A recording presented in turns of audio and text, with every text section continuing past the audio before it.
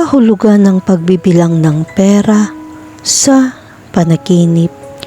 Ang mga panaginip tungkol sa pagbibilang ng pera ay sumisimbolo sa paraan ng pagkakaroon ng kita.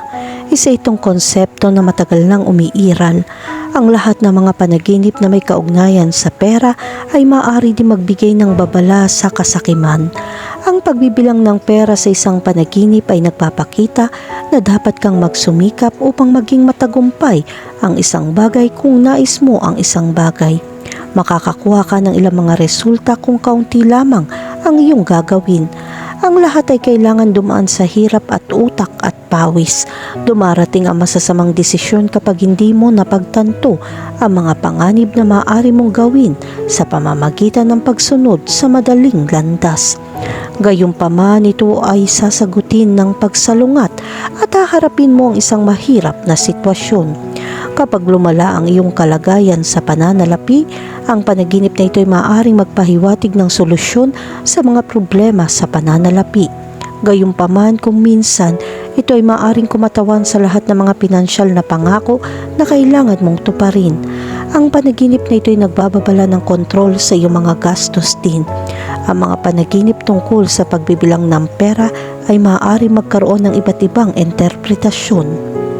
Narito ang ilang makakalagang punto na dapat isaalang-alang tungkol sa pagbibilang ng pera sa mga panaginip. Una, ang mga kaugnayan na alalahanin sa pinansyal. Ang pagbibilang ng pera sa isang panaginip ay maaaring magsalamin ng mga nauugnay na alalahanin sa pananalapi ng nananaginip o mga alalahanin tungkol sa pera. Ito ay maaari magpahiwatig na ang nananaginip tulad ng marami sa atin ay nakadarama ng pagkabalisa sa pananalapi o sinusubukang maunawaan ang kanilang sitwasyon sa pananalapi. Pangalawa, ang materialistic desire. Ang pagbibilang ng pera ay maaari din kumatawan sa pagnanais ng nananaginip para sa material na pag-aari o kayamanan. Ito ay maaaring magmungkahi na ang nananaginip ay hinahabol ang tagumpay sa pananalapi. Pangatlo, ang personal value. Ang pera ay maaari din sumagisag sa personal na halaga o pagpapahalaga sa sarili.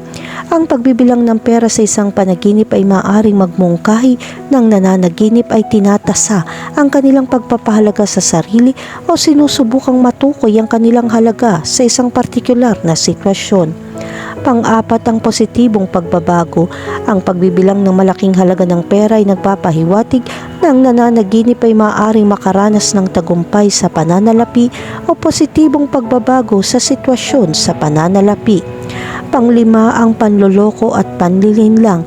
Minsan ang pagbibilang ng pera sa isang panaginip ay maaaring magmungkahi ng pandaraya o panlilinlang. Maaari nitong babalaan ang nananaginip na maging maingat sa kanilang pera at maiwasan ang mga pandaraya sa pananalapi o mga pakana. Kahulugan ng panaginip tungkol sa magbilang ng pera sa mga perang papel. Kapag nanaginip ka magbilang ng pera sa mga bayarin, ito ay nagpapahiwatig ng mga responsibilidad na dapat mong gampanan, lalo na mga utang na dapat mong bayaran. Kailangan mong maging mas responsable at panatilihin ang iyong mga pangako. Kahulugan ng panaginip tungkol sa magbilang ng pera na babayaran. Kapag kailangan mong magbayad para sa isang bagay at magbilang ng pera, ang panaginip na ito ay nagpapakita ng isang pinansyal na pangako na may kaugnayan sa mga aktibidad na palagi mong ginagawa. Kahit na ikaw ay may utang, maaaring iniisip mong gumastos ng pera sa mga kaganapan na hindi mahalaga. Mag-ingat para sa iyong susunod na gastos. Ito ay tungkol sa kung paano ka gumastos ng pera. Kahulugan ng panaginip tungkol sa magbilang ng pera ng isang tao. Kapag nanaginip ka magbilang ng pera ng ibang tao, ito ay senyales na nagbibigay ka ng pera sa isang tao dahil sa isang kaganapan na hindi makontrol. Maaaring hindi mo alam kung anong uri ng kahihinatnan ang malamang nahahantong sa iyo. Gayunpaman, dapat mong iwasan ang mga taong tulad nito, lalo na kung sila ay mga bagong tao sa iyong buhay. Ang panaginip na magbilang ng pera ng ibang tao ay nangangahulugan din ng takot at kawalan ng responsibilidad sa pagharap sa mga bagong hamon. Ginagawa ka nitong umaasa sa iba para sa kahit na mga maselang gawain. Kahulugan ng panaginip tungkol sa magbilang ng barya. Kapag nanaginip ka magbilang ng mga barya, darating ang bagong hamon na ito. Hindi mo maaaring iwanang hindi nare-resolba ang maliliit na problema. Ang bawat problemang hindi nalutas ay hahantong sa mas matitinding problema at mas maraming sitwasyon na mawawalan ng kontrol. Kahulugan ng panaginip tungkol sa magbilang ng maraming pera. Kapag nanaginip ka magbilang na malaking halaga, kakailanganin mo ang tulong ng mga taong mas may karanasan sa ekonomiya. Kung hindi ka mamumuhunan sa anumang bagay at nananaginip kang magbilang ng maraming pera, nakalimutan mo ang mga makakahalagang tao mula sa nakaraan. Ang panaginip na magbilang ng maraming pera ay nangangahulugan din na kailangan ng isang tao ang iyong tulong upang malutas sa mga problema. Dapat ka maging mabait at handang tumulong sa mga nangangailangan sa iyo ng matyaga. Kung ang taong humihingi ng tulong ay ang iyong kaaway, ito ay magiging isang mahusay na oras upang malutas ang anumang mga salungat na maaaring mayroon ka. Kahulugan ng panaginip tungkol sa magbilang ng pekeng pera.